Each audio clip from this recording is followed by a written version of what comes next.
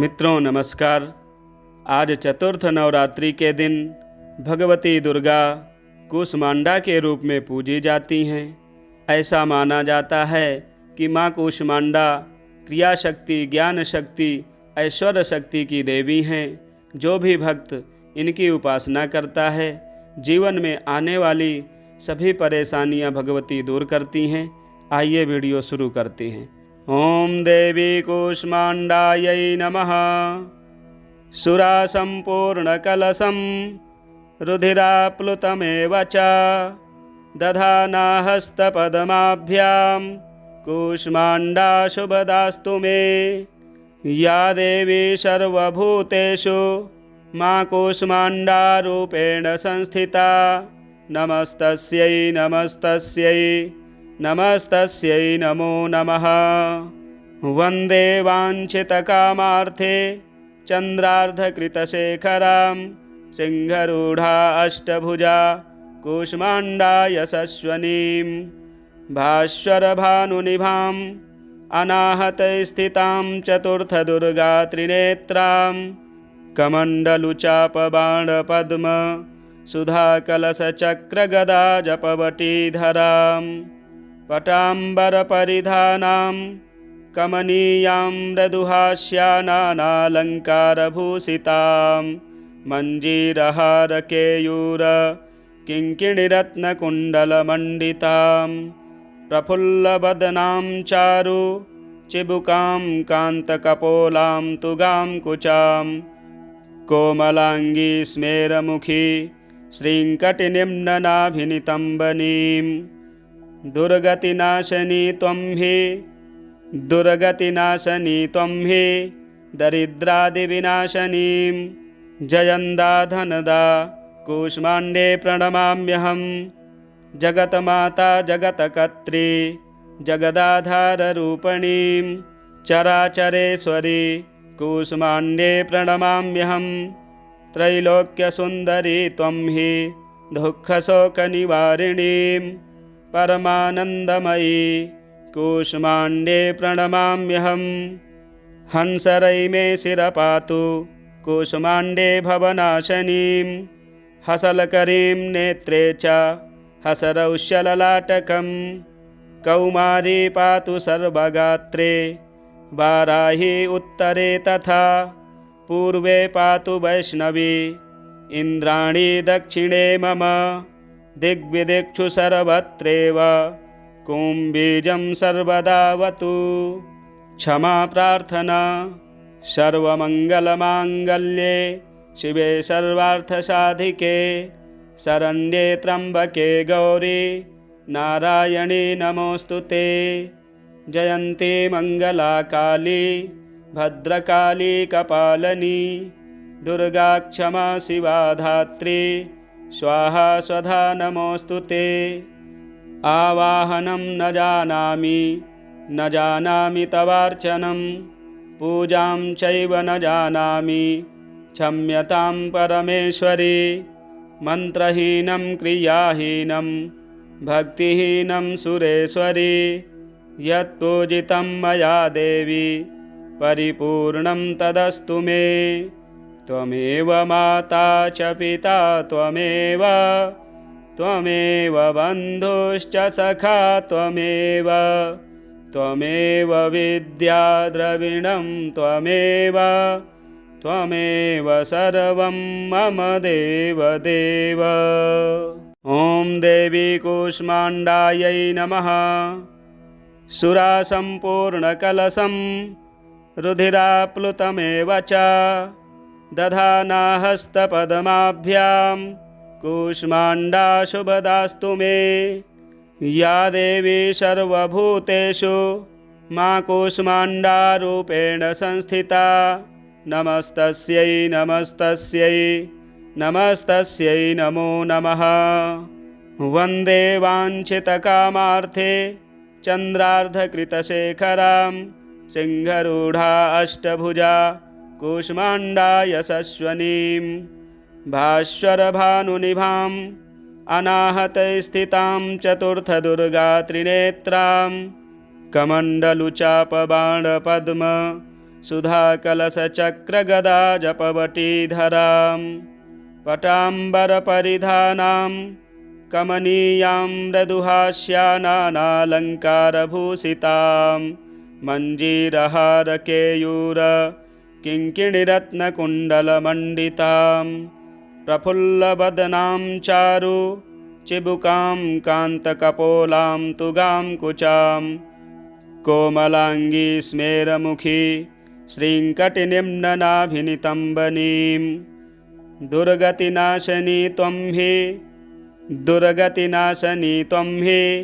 दरिद्रादिविनाशनीं जयन्दा धनदा कूष्माण्डे प्रणमाम्यहं जगन्माता जगत्कर्त्री जगदाधाररूपिणीं चराचरेश्वरी कूष्माण्डे प्रणमाम्यहं त्रैलोक्यसुन्दरी त्वं हि दुःखशोकनिवारिणीं परमानन्दमयी कूष्माण्डे प्रणमाम्यहं हंसरै मे शिरपातु कूष्माण्डे भवनाशनीं हसलकरीं नेत्रे च हसरौषललाटकं कौमारी पातु सर्वगात्रे वाराही उत्तरे तथा पूर्वे पातु वैष्णवी इन्द्राणी दक्षिणे मम दिग्विदिक्षु सर्वत्रैव कुम्बीजं सर्वदावतु क्षमा प्रार्थना सर्वमङ्गलमाङ्गल्ये शिवे सर्वार्थसाधिके शरण्ये त्र्यम्बके गौरी नारायणी नमोऽस्तुते जयन्ती मङ्गला काली भद्रकाली कपालिनी दुर्गा क्षमा शिवा धात्री स्वाहा स्वधा नमोऽस्तुते आवाहनं न जानामि तवार्चनं पूजां चैव न जानामि क्षम्यतां परमेश्वरी मन्त्रहीनं क्रियाहीनं भक्तिहीनं सुरेश्वरी यत्पूजितं मया देवी परिपूर्णं तदस्तु मे त्वमेव माता च पिता त्वमेव बन्धुश्च सखा त्वमेव विद्या द्रविणं त्वमेव सर्वं मम देवदेव। ॐ देवी कूष्माण्डायै नमः। सुरासम्पूर्णकलशं रुधिराप्लुतमेव च दधाना हस्तपद्माभ्यां कूष्माण्डा शुभदास्तु मे।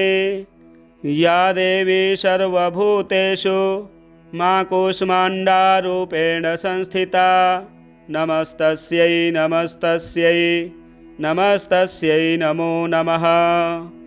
वन्दे वाञ्छितकामार्थे चन्द्रार्धकृतशेखरां सिंहरूढा अष्टभुजा कूष्माण्डा यशस्विनीं भास्वरभानुनिभाम् अनाहतस्थितां चतुर्थदुर्गा त्रिनेत्रां कमण्डलुचापबाणपद्म सुधाकलशचक्रगदा जपवटीधरां पटाम्बरपरिधानां कमनीयां मृदुहास्यानालङ्कारभूषितां मञ्जीरहारकेयूर किङ्किणीरत्नकुण्डलमण्डितां प्रफुल्लवदनां चारु चिबुकां कान्तकपोलां तुगां कुचां कोमलाङ्गी स्मेरमुखी श्रीङ्कटिनिम्ननाभिनितम्बनीं दुर्गतिनाशनी त्वं हि दरिद्रादिविनाशनीं जयन्दा धनदा कूष्माण्डे प्रणमाम्यहं जगन्माता जगत्कर्त्री जगदाधाररूपिणीं चराचरेश्वरी कूष्माण्डे प्रणमाम्यहं त्रैलोक्यसुन्दरी त्वं हि दुःखशोकनिवारिणीं परमानन्दमयी कूष्माण्डे प्रणमाम्यहं हंसरै मे शिरपातु कूष्माण्डे भवनाशनीं हसलकरीं नेत्रे च हसरौषललाटकं कौमारी पातु सर्वगात्रे वाराही उत्तरे तथा पूर्वे पातु वैष्णवी इन्द्राणी दक्षिणे मम दिग्विदिक्षु सर्वत्रैव कुम्बीजं सर्वदावतु। क्षमा प्रार्थना। सर्वमङ्गलमाङ्गल्ये शिवे सर्वार्थसाधिके शरण्ये त्र्यम्बके गौरी नारायणी नमोऽस्तुते। जयन्ती मङ्गला काली भद्रकाली कपालिनी दुर्गा क्षमा शिवा धात्री स्वाहा स्वधा नमोऽस्तुते। आवाहनं न जानामि तवार्चनं पूजां चैव न जानामि क्षम्यतां परमेश्वरी। मन्त्रहीनं क्रियाहीनं भक्तिहीनं सुरेश्वरी यत्पूजितं मया देवी परिपूर्णं तदस्तु मे। त्वमेव माता च पिता त्वमेव बन्धुश्च सखा त्वमेव विद्या द्रविणं त्वमेव सर्वं मम देवदेव। ॐ देवी कूष्माण्डायै नमः। सुरासम्पूर्णकलशं रुधिराप्लुतमेव च दधाना हस्तपद्माभ्यां कूष्माण्डा शुभदास्तु मे। या देवी सर्वभूतेषु मा कूष्माण्डारूपेण संस्थिता नमस्तस्यै नमो नमः। वन्दे वाञ्छितकामार्थे चन्द्रार्धकृतशेखरां सिंहरूढा अष्टभुजा कूष्माण्डा यशस्विनीं भास्वरभानुनिभाम् अनाहतस्थितां चतुर्थदुर्गा त्रिनेत्रां कमण्डलुचापबाणपद्म सुधाकलशचक्रगदा जपवटीधरां पटाम्बरपरिधानां कमनीयां मृदुहास्यानालङ्कारभूषितां मञ्जीरहारकेयूर किङ्किणीरत्नकुण्डलमण्डितां प्रफुल्लवदनां चारु चिबुकां कान्तकपोलां तुगां कुचां कोमलाङ्गी स्मेरमुखी श्रीङ्कटिनिम्ननाभिनितम्बनीं दुर्गतिनाशनी त्वं हि दरिद्रादिविनाशनीं जयन्दा धनदा कूष्माण्डे प्रणमाम्यहं। जगन्माता जगत्कर्त्री जगदाधाररूपिणीं चराचरेश्वरी कूष्माण्डे प्रणमाम्यहं।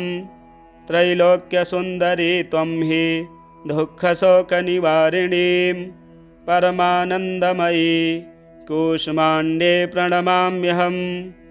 हंसरैमे शिरपातु कूष्माण्डे भवनाशनीं हसलकरीं नेत्रे च हसरौषललाटकं कौमारी पातु सर्वगात्रे वाराही उत्तरे तथा पूर्वे पातु वैष्णवी इन्द्राणी दक्षिणे मम दिग्विदिक्षु सर्वत्रैव कुम्बीजं सर्वदावतु। क्षमा प्रार्थना। सर्वमङ्गलमाङ्गल्ये शिवे सर्वार्थसाधिके शरण्ये त्र्यम्बके गौरी नारायणी नमोऽस्तुते। जयन्ती मङ्गला काली भद्रकाली कपालिनी दुर्गा क्षमा शिवा धात्री स्वाहा स्वधा नमोऽस्तुते। आवाहनं न जानामि तवार्चनं पूजां चैव न जानामि क्षम्यतां परमेश्वरी।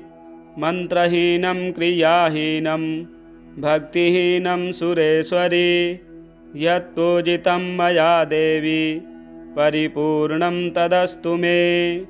त्वमेव माता च पिता त्वमेव बन्धुश्च सखा त्वमेव विद्या द्रविणं त्वमेव त्वमेव सर्वं मम देवदेव। ॐ देवी कूष्माण्डायै नमः। सुरासम्पूर्णकलशं रुधिराप्लुतमेव च दधाना हस्तपद्माभ्यां कूष्माण्डा शुभदास्तु मे। या देवी सर्वभूतेषु मा कूष्माण्डारूपेण संस्थिता नमस्तस्यै नमस्तस्यै नमस्तस्यै नमो नमः। वन्दे वाञ्छितकामार्थे चन्द्रार्धकृतशेखरां सिंहरूढा अष्टभुजा कूष्माण्डा यशस्वनीं। भास्वरभानुनिभाम् अनाहतस्थितां चतुर्थदुर्गा त्रिनेत्रां कमण्डलुचापबाणपद्म सुधाकलशचक्रगदा जपवटीधरां पटाम्बरपरिधानां कमनीयां मृदुहास्यानालङ्कारभूषितां मञ्जीरहारकेयूर किङ्किणीरत्नकुण्डलमण्डितां प्रफुल्लवदनां चारु चिबुकां कान्तकपोलां तुगां कुचां कोमलाङ्गी स्मेरमुखी श्रीङ्कटिनिम्ननाभिनितम्बनीं। दुर्गतिनाशनी त्वं हि दुर्गतिनाशनी त्वं हि दरिद्रादिविनाशनीं। जयन्दा धनदा कूष्माण्डे प्रणमाम्यहं। जगन्माता जगत्कर्त्री जगदाधाररूपिणीं चराचरेश्वरी कूष्माण्डे प्रणमाम्यहं। त्रैलोक्यसुन्दरी त्वं हि दुःखशोकनिवारिणीं परमानन्दमयी कूष्माण्डे प्रणमाम्यहं। हंसरै मे शिरपातु कूष्माण्डे भवनाशनीं। हसलकरीं नेत्रे च हसरौषललाटकं। कौमारी पातु सर्वगात्रे वाराही उत्तरे तथा पूर्वे पातु वैष्णवी इन्द्राणी दक्षिणे मम। दिग्विदिक्षु सर्वत्रैव कुम्बीजं सर्वदावतु। क्षमा प्रार्थना। सर्वमङ्गलमाङ्गल्ये शिवे सर्वार्थसाधिके शरण्ये त्र्यम्बके गौरी नारायणी नमोऽस्तुते। जयन्ती मङ्गला काली भद्रकाली कपालिनी दुर्गा क्षमा शिवा धात्री स्वाहा स्वधा नमोऽस्तुते। आवाहनं न जानामि तवार्चनं पूजां चैव न जानामि क्षम्यतां परमेश्वरी। मन्त्रहीनं क्रियाहीनं भक्तिहीनं सुरेश्वरी। यत्पूजितं मया देवी परिपूर्णं तदस्तु मे। त्वमेव माता च पिता त्वमेव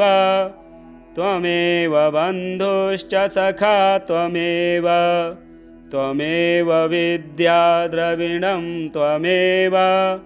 त्वमेव सर्वं मम देवदेव। ॐ देवी कूष्माण्डायै नमः।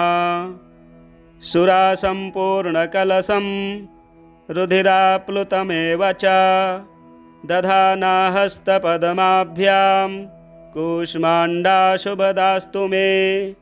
या देवी सर्वभूतेषु मा कूष्माण्डारूपेण संस्थिता नमस्तस्यै नमस्तस्यै नमस्तस्यै नमो नमः। वन्दे वाञ्छितकामार्थे चन्द्रार्धकृतशेखरां सिंहरूढा अष्टभुजा कूष्माण्डा यशस्वनीं।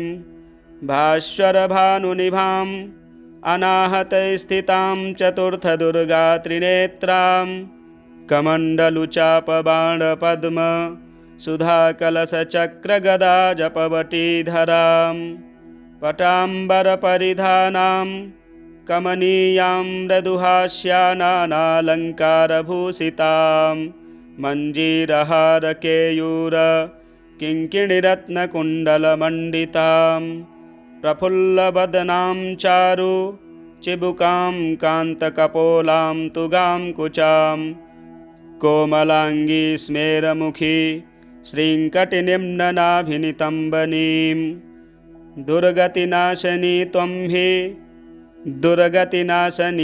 हि दरिद्रादिविनाशनीं जयन्दा धनदा कूष्माण्डे प्रणमाम्यहं जगन्माता जगत्कर्त्री जगदाधाररूपिणीं चराचरेश्वरी कूष्माण्डे प्रणमाम्यहं त्रैलोक्यसुन्दरी त्वं हि दुःखशोकनिवारिणीं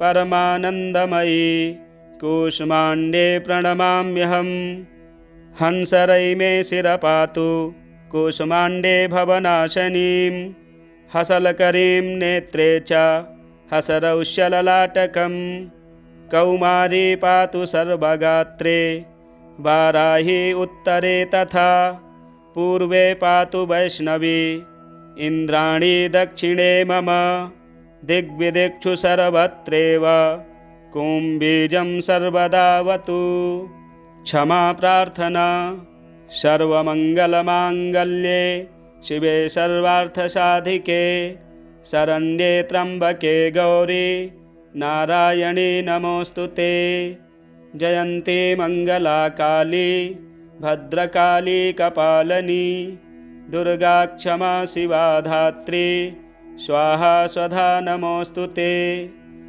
आवाहनं न जानामि तवार्चनं पूजां चैव न जानामि क्षम्यतां परमेश्वरी मन्त्रहीनं क्रियाहीनं भक्तिहीनं सुरेश्वरी यत्पूजितं मया देवी परिपूर्णं तदस्तु मे त्वमेव माता च पिता त्वमेव बन्धुश्च सखा त्वमेव विद्या द्रविणं त्वमेव सर्वं मम देवदेव। ॐ देवी कूष्माण्डायै नमः। सुरासम्पूर्णकलशं रुधिराप्लुतमेव च दधाना हस्तपद्माभ्यां कूष्माण्डा शुभदास्तु मे या देवी सर्वभूतेषु मा कूष्माण्डारूपेण संस्थिता नमस्तस्यै नमो नमः।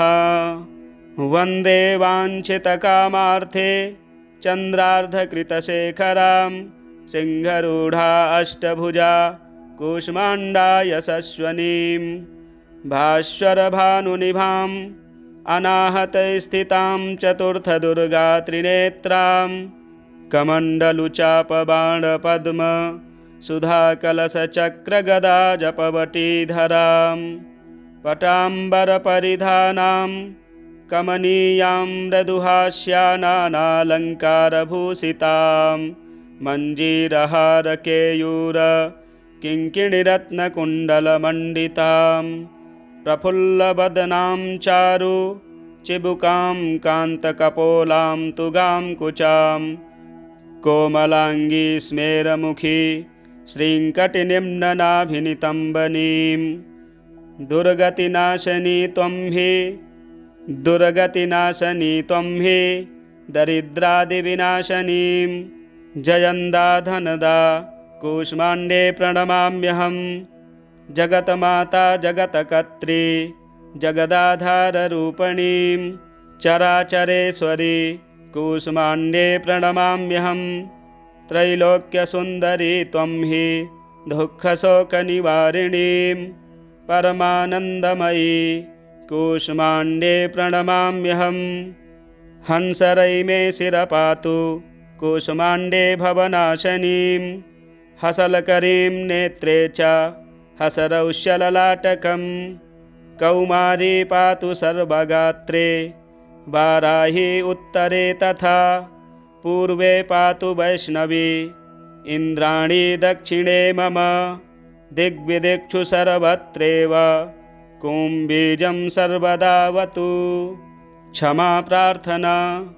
सर्वमङ्गलमाङ्गल्ये शिवे सर्वार्थसाधिके शरण्ये त्र्यम्बके गौरी नारायणी नमोऽस्तुते। जयन्ती मंगला काली भद्रकाली कपालिनी दुर्गा क्षमा शिवा धात्री स्वाहा स्वधा नमोऽस्तुते।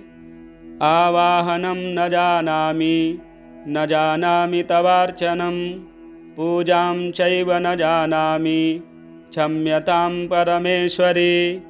मन्त्रहीनं क्रियाहीनं भक्तिहीनं सुरेश्वरी यत्पूजितं मया देवी परिपूर्णं तदस्तु मे। त्वमेव माता च पिता त्वमेव बन्धुश्च सखा त्वमेव विद्या द्रविणं त्वमेव सर्वं मम देवदेव। ॐ देवी कूष्माण्डायै नमः। सुरासम्पूर्णकलशं रुधिराप्लुतमेव च दधाना हस्तपद्माभ्यां कूष्माण्डा शुभदास्तु मे। या देवी सर्वभूतेषु मा कूष्माण्डारूपेण संस्थिता नमस्तस्यै नमो नमः। वन्दे वाञ्छितकामार्थे चन्द्रार्धकृतशेखरां सिंहरूढा अष्टभुजा कूष्माण्डा यशस्विनीं भास्वरभानुनिभाम् अनाहतस्थितां चतुर्थदुर्गा त्रिनेत्रां कमण्डलुचापबाणपद्म सुधाकलशचक्रगदा जपवटीधरां पटाम्बरपरिधानां कमनीयां मृदुहास्यानालङ्कारभूषितां मञ्जीरहारकेयूर किङ्किणीरत्नकुण्डलमण्डितां प्रफुल्लवदनां चारु चिबुकां कान्तकपोलां तुगां कुचां कोमलाङ्गी स्मेरमुखी श्रीङ्कटिनिम्ननाभिनितम्बनीं दुर्गतिनाशनी त्वं हि दरिद्रादिविनाशनीं जयन्दा धनदा कूष्माण्डे प्रणमाम्यहं। जगन्माता जगत्कर्त्री जगदाधाररूपिणीं चराचरेश्वरी कूष्माण्डे प्रणमाम्यहं। त्रैलोक्यसुन्दरी त्वं हि दुःखशोकनिवारिणीं परमानन्दमयी कूष्माण्डे प्रणमाम्यहं। हंसरैमे शिरपातु कूष्माण्डे भवनाशनीं हसलकरीं नेत्रे च हसरौषललाटकं कौमारी पातु सर्वगात्रे वाराही उत्तरे तथा पूर्वे पातु वैष्णवी इन्द्राणी दक्षिणे मम दिग्विदिक्षु सर्वत्रैव कुम्बीजं सर्वदावतु। क्षमा प्रार्थना। सर्वमङ्गलमाङ्गल्ये शिवे सर्वार्थसाधिके शरण्ये त्र्यम्बके गौरी नारायणी नमोऽस्तुते। जयन्ती मंगला काली भद्रकाली कपालिनी दुर्गा क्षमा शिवा धात्री स्वाहा स्वधा नमोऽस्तुते।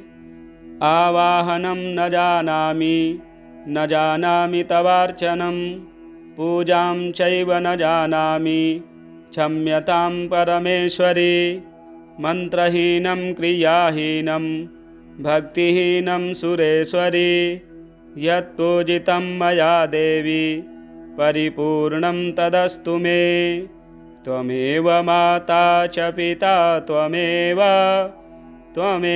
बन्धुश्च सखा त्वमेव विद्या द्रविणं त्वमेव सर्वं मम देवदेव। ॐ देवी कूष्माण्डायै नमः। सुरासम्पूर्णकलशं रुधिराप्लुतमेव च दधाना हस्तपद्माभ्यां कूष्माण्डा शुभदास्तु मे। या देवी सर्वभूतेषु मां कूष्माण्डारूपेण संस्थिता नमस्तस्यै नमस्तस्यै नमस्तस्यै नमो नमः। वन्दे वाञ्छितकामार्थे चन्द्रार्धकृतशेखरां सिंहरूढा अष्टभुजा कूष्माण्डा यशस्वनीं भास्वरभानुनिभाम् अनाहतस्थितां चतुर्थदुर्गा त्रिनेत्रां कमण्डलुचापबाणपद्म सुधाकलशचक्रगदा जपवटीधरां पटाम्बरपरिधानां कमनीयां मृदुहास्यानालङ्कारभूषितां मञ्जीरहारकेयूर किङ्किणीरत्नकुण्डलमण्डितां प्रफुल्लवदनां चारु चिबुकां कान्तकपोलां तुगां कुचां कोमलाङ्गी स्मेरमुखी श्रीङ्कटिनिम्ननाभिनितम्बनीं दुर्गतिनाशनी त्वं हि दरिद्रादिविनाशनीं जयन्दा धनदा कूष्माण्डे प्रणमाम्यहं जगतमाता जगत्कर्त्री जगदाधाररूपिणीं चराचरेश्वरी कूष्माण्डे प्रणमाम्यहं त्रैलोक्यसुन्दरी त्वं हि दुःखशोकनिवारिणीं परमानन्दमयी कूष्माण्डे प्रणमाम्यहं हंसरै मे शिरपातु कूष्माण्डे भवनाशनीं हसलकरीं नेत्रे च हसरौषललाटकं कौमारी पातु सर्वगात्रे वाराही उत्तरे तथा पूर्वे पातु वैष्णवी इन्द्राणी दक्षिणे मम दिग्विदिक्षु सर्वत्रैव कुम्बीजं सर्वदावतु क्षमा प्रार्थना। सर्वमङ्गलमाङ्गल्ये शिवे सर्वार्थसाधिके शरण्ये त्र्यम्बके गौरी नारायणी नमोऽस्तुते। जयन्ती मङ्गला काली भद्रकाली कपालिनी दुर्गा क्षमा शिवा धात्री स्वाहा स्वधा नमोऽस्तुते। आवाहनं न जानामि तवार्चनं पूजां चैव न जानामि क्षम्यतां परमेश्वरी। मन्त्रहीनं क्रियाहीनं भक्तिहीनं सुरेश्वरी यत्पूजितं मया देवी परिपूर्णं तदस्तु मे। त्वमेव माता च पिता त्वमेव बन्धुश्च सखा त्वमेव विद्या द्रविणं त्वमेव सर्वं मम देवदेव। ॐ देवी कूष्माण्डायै नमः। सुरासम्पूर्णकलशं रुधिराप्लुतमेव च दधाना हस्तपद्माभ्यां कूष्माण्डा शुभदास्तु मे। या देवी सर्वभूतेषु मां कूष्माण्डारूपेण संस्थिता नमस्तस्यै नमस्तस्यै नमस्तस्यै नमो नमः। वन्दे वाञ्छितकामार्थे चन्द्रार्धकृतशेखरां सिंहरूढा अष्टभुजा कूष्माण्डा यशस्वनीं भास्वरभानुनिभाम् अनाहतस्थितां चतुर्थदुर्गा त्रिनेत्रां कमण्डलुचापबाणपद्म सुधाकलशचक्रगदा जपवटीधरां पटाम्बरपरिधानां कमनीयां मृदुहास्यानालङ्कारभूषितां मञ्जीरहारकेयूर किङ्किणीरत्नकुण्डलमण्डितां प्रफुल्लवदनां चारु चिबुकां कान्तकपोलां तुगां कुचां कोमलाङ्गी स्मेरमुखी श्रीङ्कटिनिम्ननाभिनितम्बनीं दुर्गतिनाशनी त्वं हि दरिद्रादिविनाशनीं जयन्दा धनदा कूष्माण्डे प्रणमाम्यहं। जगन्माता जगत्कर्त्री जगदाधाररूपिणीं चराचरेश्वरी कूष्माण्डे प्रणमाम्यहं। त्रैलोक्यसुन्दरी त्वं हि दुःखशोकनिवारिणीं परमानन्दमयी कूष्माण्डे प्रणमाम्यहं। हंसरैमे शिरपातु कूष्माण्डे भवनाशनीं हसलकरीं नेत्रे च हसरौषललाटकं। कौमारी पातु सर्वगात्रे वाराही उत्तरे तथा पूर्वे पातु वैष्णवी इन्द्राणी दक्षिणे मम। दिग्विदिक्षु सर्वत्रैव कुम्भीजं सर्वदावतु। क्षमा प्रार्थना। सर्वमङ्गलमाङ्गल्ये शिवे सर्वार्थसाधिके शरण्ये त्र्यम्बके गौरी नारायणी नमोऽस्तुते। जयन्ती मङ्गला काली भद्रकाली कपालिनी दुर्गा क्षमा शिवा धात्री स्वाहा स्वधा नमोऽस्तुते। आवाहनं न जानामि तवार्चनं पूजां चैव न जानामि क्षम्यतां परमेश्वरी। मन्त्रहीनं क्रियाहीनं भक्तिहीनं सुरेश्वरी यत्पूजितं मया देवी परिपूर्णं तदस्तु मे। त्वमेव माता च पिता त्वमेव बन्धुश्च सखा त्वमेव विद्या द्रविणं त्वमेव सर्वं मम देवदेव। ॐ देवी कूष्माण्डायै नमः। सुरासम्पूर्णकलशं रुधिराप्लुतमेव च दधाना हस्तपद्माभ्यां कूष्माण्डा शुभदास्तु मे। या देवी सर्वभूतेषु मा कूष्माण्डारूपेण संस्थिता नमस्तस्यै नमो नमः। वन्दे वाञ्छितकामार्थे चन्द्रार्धकृतशेखरां सिंहरूढा अष्टभुजा कूष्माण्डा यशस्विनीं भास्वरभानुनिभाम् अनाहतस्थितां चतुर्थदुर्गा त्रिनेत्रां कमण्डलुचापबाणपद्म सुधाकलशचक्रगदा जपवटीधरां पटाम्बरपरिधानां कमनीयां मृदुहास्यानालङ्कारभूषितां मञ्जीरहारकेयूर किङ्किणीरत्नकुण्डलमण्डितां प्रफुल्लवदनां चारु चिबुकां कान्तकपोलां तुगां कुचां कोमलाङ्गी स्मेरमुखी श्रीङ्कटिनिम्ननाभिनितम्बनीं दुर्गतिनाशनी त्वं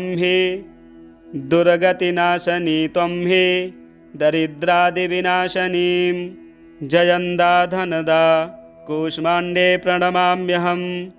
जगन्माता जगत्कर्त्री जगदाधाररूपिणीं चराचरेश्वरी कूष्माण्डे प्रणमाम्यहं। त्रैलोक्यसुन्दरी त्वं हि दुःखशोकनिवारिणीं परमानन्दमयी कूष्माण्डे प्रणमाम्यहं। हंसरैमे शिरपातु कूष्माण्डे भवनाशनीं हसलकरीं नेत्रे च हसरौषललाटकं। कौमारी पातु सर्वगात्रे वाराही उत्तरे तथा पूर्वे पातु वैष्णवी इन्द्राणी दक्षिणे मम। दिग्विदिक्षु सर्वत्रैव कुम्भीजं सर्वदावतु। क्षमा प्रार्थना। सर्वमङ्गलमाङ्गल्ये शिवे सर्वार्थसाधिके शरण्ये त्र्यम्बके गौरी नारायणी नमोऽस्तुते। जयन्ती मङ्गला काली भद्रकाली कपालिनी दुर्गा क्षमा शिवा धात्री स्वाहा स्वधा नमोऽस्तुते। आवाहनं न जानामि तवार्चनं, पूजां चैव न जानामि, क्षम्यतां परमेश्वरी। मन्त्रहीनं क्रियाहीनं भक्तिहीनं सुरेश्वरी, यत्पूजितं मया देवी परिपूर्णं तदस्तु मे। त्वमेव माता च पिता त्वमेव, त्वमेव बन्धुश्च सखा त्वमेव, त्वमेव विद्या द्रविणं त्वमेव, त्वमेव सर्वं मम देवदेव।